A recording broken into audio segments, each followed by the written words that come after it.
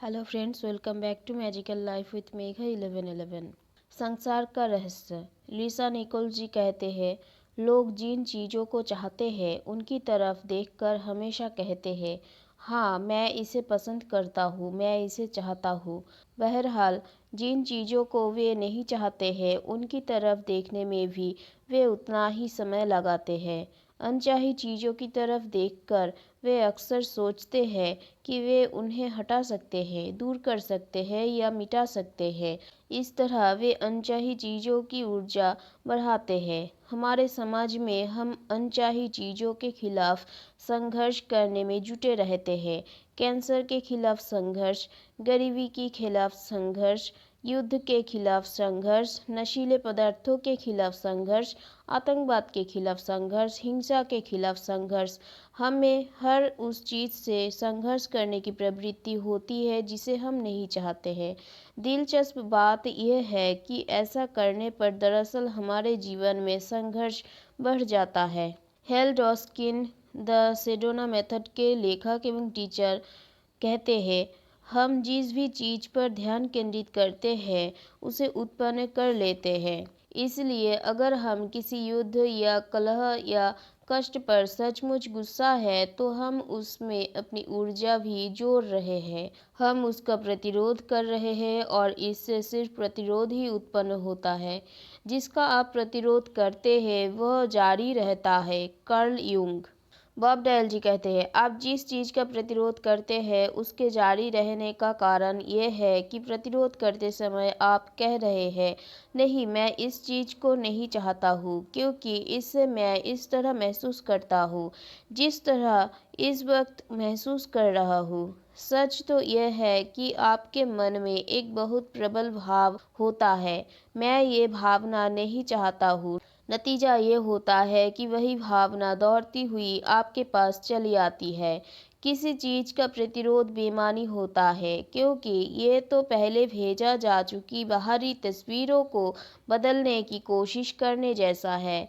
ये निरर्थक कोशिश है। नई तस्वीरें उत्पन्न करने के लिए आपको भीतर जाना होगा और अपने विचारों तथा भावनाओं से एक नया संकेत भेजना होगा। जब आप प्रकट हो चुकी चीज़ों का प्रतिरोध करते हैं तो आप अनचाही तस्वीरों को ज़्यादा ऊर्जा और शक्ति प्रदान करते हैं। इस तरह आप बहुत तेज गति से उन्हें अपनी ओर खींचते हैं।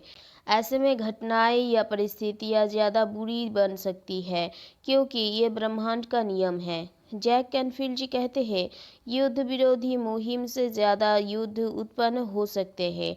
नशा विरोधी मुहिम से ज़्यादा नशीले पदार्थ उत्पन्न हुए हैं।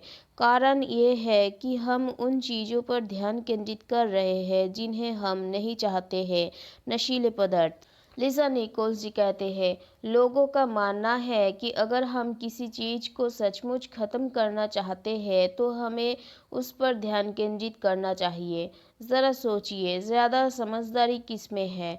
हम किसी खास समस्या को अपनी सारी ऊर्जा दे दें या फिर विश्वास, प्रेम, समृद्ध जीवन, शिक्षा या शांति पर ध्यान केंद्रित करें? जैक कैनफील्ड जी कहते हैं, मदर टेरेसा सचमुच महान थी। उन्होंने एक बार कहा था, मैं कभी किसी युद्ध विरोधी रैली में हिस्सा नहीं लूंगी। हाँ, अगर आप शांति रैली आयोजित करें तो मुझे ज़रूर बुलाएं। वे जानती थी, वे रहस्य समझती थी। आप खुद ही देख लें, उन्होंने दुनिया के लिए कितना कुछ किया है। हेल डॉस्किन कहते हैं, अगर आप युद्ध विरोधी हैं तो इसके बजाय शांति समर्थक बने। अगर आप भूख विरोधी हैं तो उन लोगों के समर्थक बने जिनके पास खाने के लिए पर्याप्त से ज़्यादा है। अगर आप किसी खास राजनेता के विरोधी हैं तो उसके विरोधी के समर्थक बने। अक्सर चुनाव परिणाम उस व्यक्ति के पक्ष में जाते हैं जिसका ज़्यादातर लोग विरोध करते हैं क्योंकि उसी पर जनता की सारी ऊर्जा और ध्यान केंद्रित होता है। इस दुनिया की हर चीज़ एक विचार से शुरू हुई है।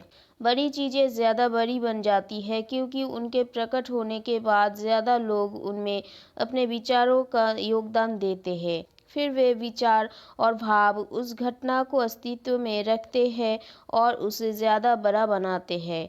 अगर हम अपना दिमाग बुरी चीज़ पर से हटाकर प्रेम पर केंद्रित कर ले तो वह बुरी चीज़ अस्तित्व में ही नहीं रह सकती, वह गायब हो जाएगी।